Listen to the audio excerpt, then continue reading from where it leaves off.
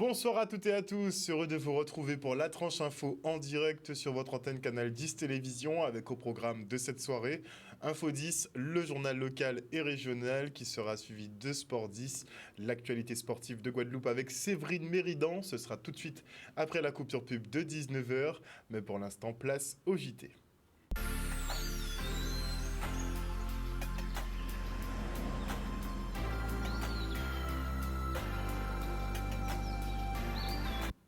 Nous sommes le vendredi 18 février 2022 et voilà 2 jours que les salariés de la société West Indies Environnement sont en grève.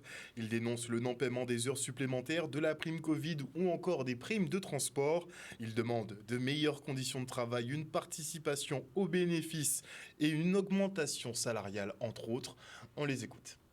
On est mobilisé depuis mercredi soir et par rapport à un nombre de revendications qui a été posé depuis en 2019, qui n'avait jamais été traité, que M. Jacques Gadarcan avait déjà signé et que, comme je vous dis, non traité. Donc aujourd'hui, on est encore là depuis le 16. Les conditions de travail, les salaires, l'irrégularité de salaire, les heures supplémentaires non payées. Donc voilà, c'est un tout. Les paniers de nuit où on travaille de nuit, mais les paniers de nuit ne sont pas payés. Les primes de transport. Donc voilà, c'est un gros tout qui fait qu'on est mobilisé déjà depuis 2 jours. Du coup, les camions qui ne sont pas conformes, parce que moi je suis chauffeur, donc je n'ai pas de lumière à l'arrière. Et puis on fait le travail, même si on n'a pas ce qu'il faut, on fait le travail. Et puis on n'est pas récompensé. Donc maintenant, on commence à en avoir marre. Moi, franchement, j'arrive pas à finir mon mois. À partir du 10, c'est toujours la galère, quoi. On a eu des échanges avec le directeur général, mais qui a les poings liés, qui nous dit qu'il ne peut rien faire sans M. Jacques Gadarcan. Et M. Jacques Gadarcan n'étant pas sur le territoire en ce moment, donc il fait que on est face à un mur. On a une proposition de réunion pour le 22, mais ils veulent qu'on assouplisse le mouvement. Donc on leur a dit non, négatif. On ne veut pas que ça se passe comme l'an dernier. Il nous a dit, ouais, lâchez les gars, ne vous inquiétez pas, on va signer, je signe, on va en discuter. Mais jusqu'à aujourd'hui, on n'a rien eu, on n'a pas eu gain de cause. C'est soit on a la réunion tout de suite, et si ça aboutit, on va assouplir. Sinon, on ne veut pas assouplir pour se retrouver comme en 2019 où on a assoupli et en finale de compte, rien ne se passe. Un reportage signé Maxime Morel. Les résidents de la marina au Gosier alertent sur le déversement d'eau usée directement dans le port. Une pollution supplémentaire difficile à accepter. On regarde ces images amateurs. Que se passe-t-il à la marina de Bas du Fort? Alors, voilà, les roches ont changé de couleur. Donc il y a une canalisation qui est pétée directement. L'eau des toilettes qui se déverse dans la marina. Donc on voit bien la couleur de l'eau. La roche a commencé à prendre une couleur bizarre. Voilà. Ici pareil. Pas brillant tout ça. Et créée en 2020, l'association 60 000 rebonds offre une deuxième chance aux chefs d'entreprise. Le dispositif permet de relancer des entrepreneurs qui ont échoué, voire tout perdu. De quoi éviter le découragement et les remettre en selle. Le reportage. En fait, c'est un programme qui est unique et sur mesure, d'une durée maximale de 24 mois. Ce dispositif, en fait, s'appuie sur un tandem. Ce tandem, en fait, est composé d'un coach professionnel, certifié, bénévole de l'association et d'un parrain ou d'une marraine. Ce parrain et cette marraine peut être un chef d'entreprise ou un cadre dirigeant d'entreprise actif ou à la retraite. Lui également bénévole, donc tous deux bénévoles accompagnent individuellement le chef d'entreprise. Et ensuite, il y a une rencontre régulière, collective, dans laquelle l'entrepreneur rencontre d'autres entrepreneurs dans la même situation que lui et avec des experts pouvant l'aider à rebondir et donc à conduire son nouveau projet professionnel. Alors, en fait, nous accueillons et nous nous occupons des chefs d'entreprise qui ont déposé leur bilan ou qui ont perdu leur entreprise. Nous ne travaillons pas sur les chefs d'entreprise qui ont des difficultés et qui risquent d'arriver à la fin de leur entreprise. Non, nous travaillons une fois que l'entreprise a disparu. D'accord ?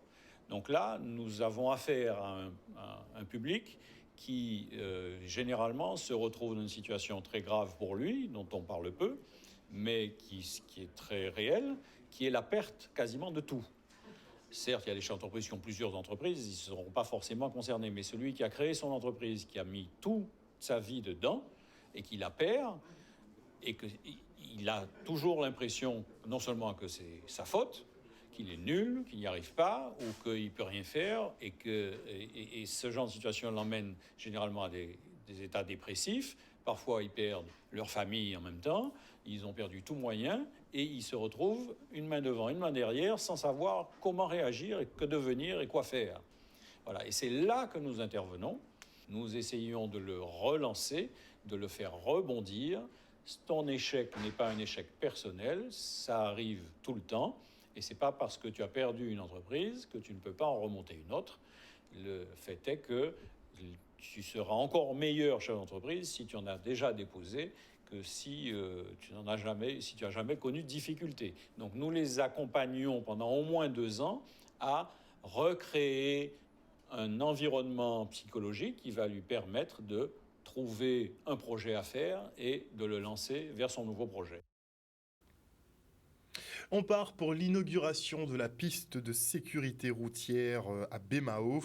Cet équipement permettra aux enfants d'apprendre à se déplacer sur la voie publique en respectant la signalisation, les consignes de sécurité et les règles de circulation. De quoi former les nouvelles générations à être de meilleurs usagers de la route que nous. Le reportage. Eh bien, c'est une inauguration qui nous tient vraiment à cœur puisqu'on l'attendait depuis quelque temps. La situation sanitaire faisait qu'on a repoussé à quelques reprises donc l'inauguration. Donc c'est la piste d'éducation à la sécurité routière. Donc c'est un projet phare de la majorité municipale en place. Et donc aujourd'hui c'est un outil qui servira donc surtout aux enfants. Donc c'est une vocation pédagogique puisque ce sont des enfants essentiellement de 6 à 12 ans. Et donc ce sont les scolaires, donc les enfants des écoles qui occuperont avant tout cet équipement, mais qui accueillera aussi d'autres publics. L'outil déjà, dans un premier temps, est un outil très fonctionnel, adapté à la situation. Nous mettons nos jeunes sur les routes, donc il nous faut les préparer dans le cadre de la priorité du plan mobilité active. Et à ce titre, dans le cadre du savoir rouler, le bloc 2 savoir circuler, nos élèves apprennent à côtoyer d'autres usagers de la route et à utiliser justement ce bel outil avant de sortir sur route en présence des autres usagers. Nous avons des actions depuis plusieurs années par le biais de notre groupe local de prévention de la délinquance qui organise des manifestations citoyennes où nous accueillons des enfants de la commune, où nous leur proposons justement en partenariat avec des auto-écoles, avec les pompiers, avec tout ce qui est sécurité routière, justement des ateliers et des moments de sensibilisation, de débat, d'échange autour justement de la sécurité routière. Mais cet outil vient vraiment traduire cet effort que nous avons et l'intérêt que nous avons pour vraiment éduquer les enfants. Dès le plus jeune âge, il y a beaucoup trop aujourd'hui c'est une forme de délinquance, beaucoup trop de délinquance aujourd'hui sur les routes. D'ailleurs, les chiffres en témoignent encore, malgré les efforts de prévention d'une manière générale qui sont faits, malgré ce que l'État met en place ou les collectivités plus singulièrement. Mais c'est vrai qu'aujourd'hui, nous, à Bemao, c'est un projet qui nous tenait à cœur, de pouvoir vraiment, dès le plus jeune âge, quand ils sont tout petits, sensibiliser nos enfants pour que, je crois qu'à cet âge-là, on intègre bien les choses pour que demain, ils aient les automatismes, ils aient vraiment conscience du danger de la route. Alors, faire évoluer les mentalités, c'est un gros chantier, mais nous sommes là pour les toucher très tôt, dès leur plus jeune âge, et les sensibiliser justement à la route, pour faire en sorte que dans les années à venir, nous ayons moins de morts sur la route et qu'ils soient conscients de l'importance de bien rouler, de savoir bien rouler sur la route. On enchaîne avec la présentation de la structure Rêve en Moins, le nouvel espace coworking de la mission locale. C'est notre mission, en particulier au niveau de notre SLE. Nous avons beaucoup d'actions philanthropiques et quelque part, nous tenons absolument à ça. La mission locale, c'est un organisme qui travaille très bien, non seulement la mission locale, mais nous occupe beaucoup des handicapés, des jeunes en voie d'insertion, des personnes âgées et tout. Et nous avons un budget affecté à ça spécialement, en particulier, je vous dirais, au niveau de la CEPAC. Le budget est de quand même 500 000 euros pour toute la CEPAC. Et en Guadeloupe, au niveau de notre SLE, nous avons un budget qui est aux environs de 30 000 euros. Donc je demande et je souhaiterais qu'il y ait d'autres initiatives de ce genre. Lorsque j'ai su justement qu'il y avait l'espace de coworking qui allait ouvrir à la mission locale, ça a retenu mon attention parce qu'il y a 2 jours avant, je cherchais justement un espace de coworking pour pouvoir travailler. Donc du coup, c'est une opportunité pour moi en tout cas de pouvoir travailler dans un espace où il y a des personnes qui sont dans la même dynamique, de pouvoir faire de nouvelles rencontres, mais aussi de pouvoir m'appuyer sur l'expérience d'experts ou les conseils d'experts pour pouvoir justement aller plus loin et puis voilà, donc comme on dit, seul on va plus vite, mais ensemble on va plus loin. Depuis quelque temps, on parle de lieu de vie, on parle de coworking, etc. La différence, c'est que cet espace est dédié uniquement à la jeunesse, aux jeunes qui fréquentent la mission locale, accompagnés des conseillers d'insertion, etc.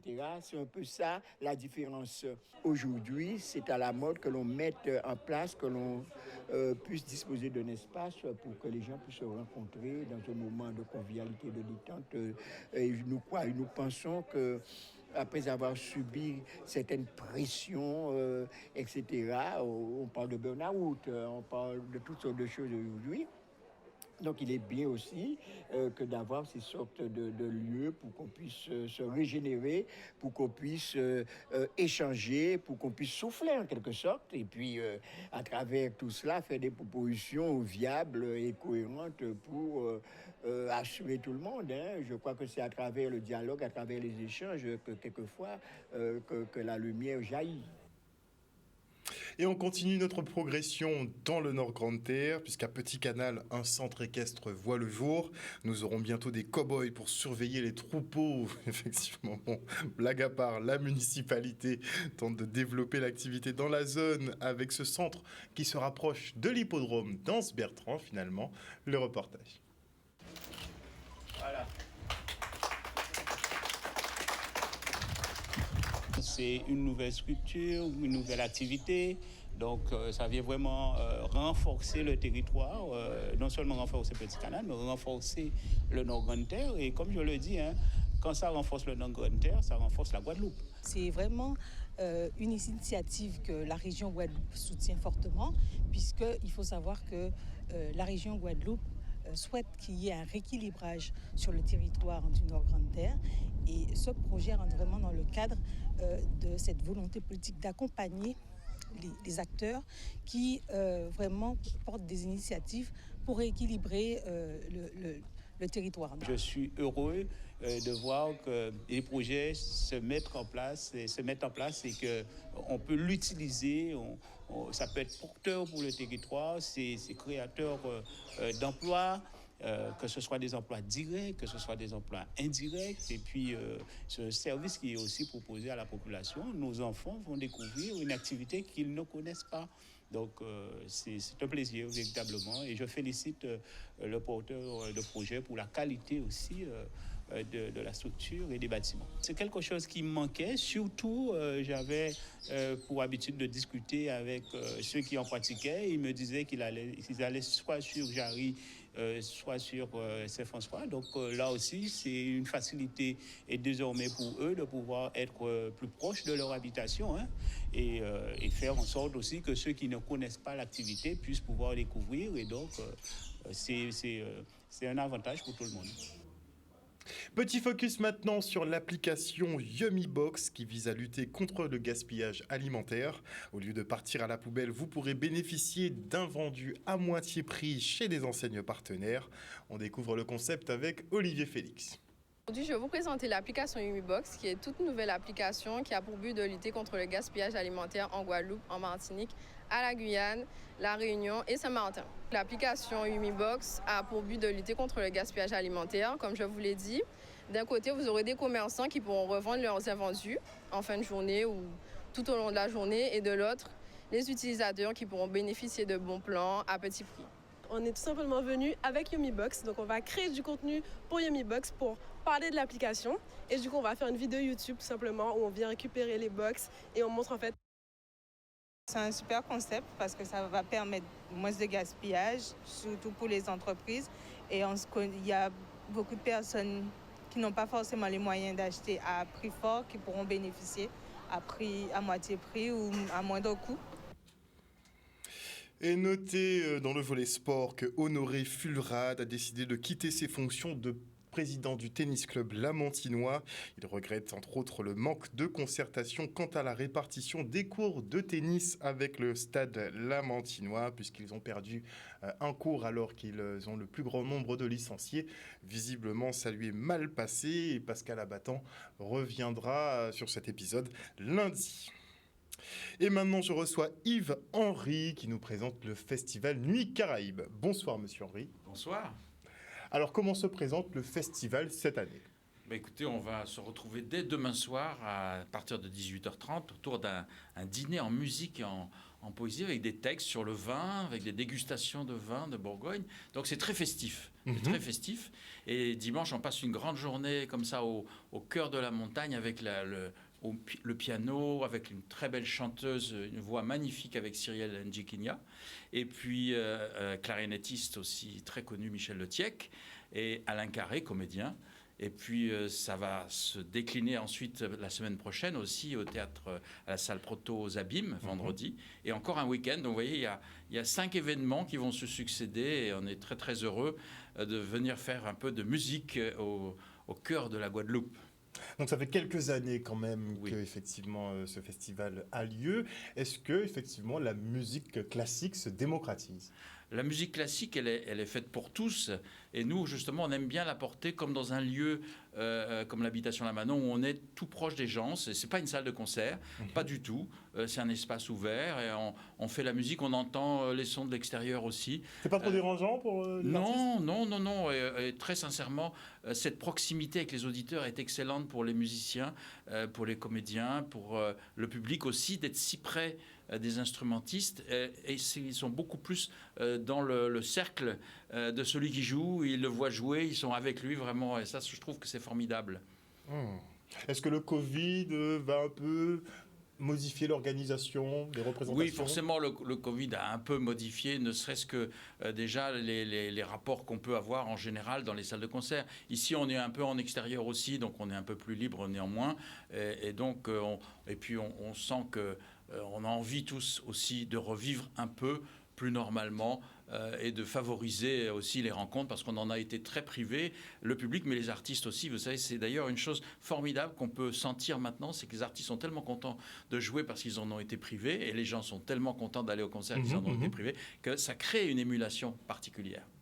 Donc ce seront un peu comme des retrouvailles entre les artistes et leur public ? Absolument, et je crois que c'est quelque chose qu'on attend d'un côté comme de l'autre. Donc ce sont des moments... clairement, il y a de l'impatience même, je pense. Oui, tout à fait. On va quand même reprendre le programme pour nos téléspectateurs. Alors donc ça commence demain soir à partir de 18h30 avec un dîner et concert, texte, musique, dîner, dégustation de vin de Bourgogne, de Meursault pour les connaisseurs. Le Meursault. Meursault, c'est ce petit village bourguignon qui est l'emblème des grands vins blancs de la métropole. Et puis dimanche, c'est une journée très longue. Elle va commencer à 11h avec un concert. Il y en aura un autre à 15h, un autre à 17h au coucher du soleil. On finit à 18h. Et c'est une journée à laquelle on va pouvoir aussi déjeuner tous ensemble. Enfin, c'est assez festif. Vendredi, salle Proto. Donc c'est la musique, mais c'est la fête, beaucoup. Oui. Voilà. C'est beaucoup la fête. Mais c'est ce qu'il faut, parce que voilà. Et d'ailleurs, ce sont des thèmes musicaux qui sont déclinés. Il y a des thèmes sur la nature, sur l'impression de coucher, de soleil, sérénade le soir, etc. Et vendredi, donc à l'Espace Proto, on se retrouvera aussi aux Abîmes. Et ça se terminera pendant le week-end prochain de la semaine prochaine, avec toujours les mêmes interprètes et un autre pianiste qui va arriver. Je redis un peu les noms parce que c'est important. Vraiment une chanteuse formidable qui s'appelle Cyrielle Ndjigignac, qui est en train d'arriver en ce moment ici. Et puis le clarinettiste Michel Letiec, le comédien Alain Carré et un autre pianiste qui va arriver aussi dans la semaine qui s'appelle Jean-Baptiste Doulcet. Est-ce que les places sont limitées? Est-ce qu'on peut se présenter spontanément? Alors, j'ai quand même un numéro de téléphone à vous communiquer pour les réservations, qui est le 06 90 61 94 04. Pour demain soir, peut-être qu'il faut, je pense, réserver avant parce que c'est aussi un dîner, mais je pense que dimanche, on peut venir spontanément jusqu'à l'habitation La Manon. Là, on est au cœur de la montagne, pratiquement, sur la hauteur, et c'est un espace assez merveilleux où on ne s'attend pas forcément à avoir de la musique, mais justement, c'est une belle surprise. Un beau cadre pour l'occasion. Oui, tout à fait. Merci beaucoup en tout cas Yves-Henri d'être venu nous présenter justement ce festival Nuit Caraïbes qui commencera dès ce week-end et se clôturera la semaine prochaine. Merci beaucoup. Merci beaucoup. Voilà, chers téléspectateurs, nous sommes arrivés au terme de ce journal. Dans l'actualité internationale, notez effectivement que Joe Biden donc, a tenu une visioconférence avec des personnalités comme Justin Trudeau, le Premier ministre canadien, vous aviez Emmanuel Macron, président de la France, vous aviez qui d'autre? Ursula von der Leyen, la présidente de la Commission européenne, on avait qui d'autre encore? Boris Johnson, le Premier ministre anglais. Et donc, c'était une réunion de crise autour, effectivement, de la problématique ukrainienne. Et visiblement, Joe Biden a déclaré qu'il pensait, effectivement, qu'une attaque était imminente de la Russie vers l'Ukraine. Le Kremlin dément encore une fois, on verra comment tout ça se goupille dans le week-end, mais c'est un petit peu inquiétant. Mais on va éviter de s'inquiéter. Une bonne soirée à vous sur Canal 10 Télévision. On se retrouve lundi. Bisous, bisous tout le monde.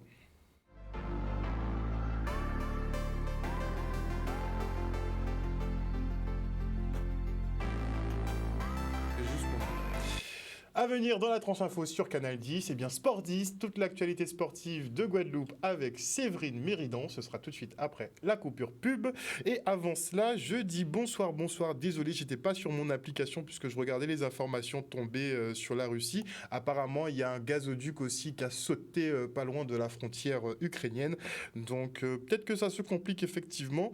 Et je dis bonsoir à Marius Labissi, bonsoir à Mouton Lucide, bonsoir à Moïse Tézénas, à Agnès Bolmin, bonsoir à Marie-Michel Green-Mistoko, à Marie-Hélène Borès, bisous Marie-Hélène, bonsoir à Patricia de Normandie, bonsoir à Jimmy Kamagouva-Aliard, bonsoir à Marie-André Cavaillon, à Jeanne Sambo, à Odile Zingilet, bonsoir à tous ceux qui nous suivent sur l'antenne de Canal 10 et sur les réseaux sociaux. Moi je vous fais plein de bisous, passez un bon week-end, prenez soin de vous et de vos proches. Vous pouvez aller faire un petit tour aux Nuits Caraïbes, petite détente, il y aura du vin, du bon vin visiblement pour les amateurs. Un bon week-end à vous. Bisous tout le monde.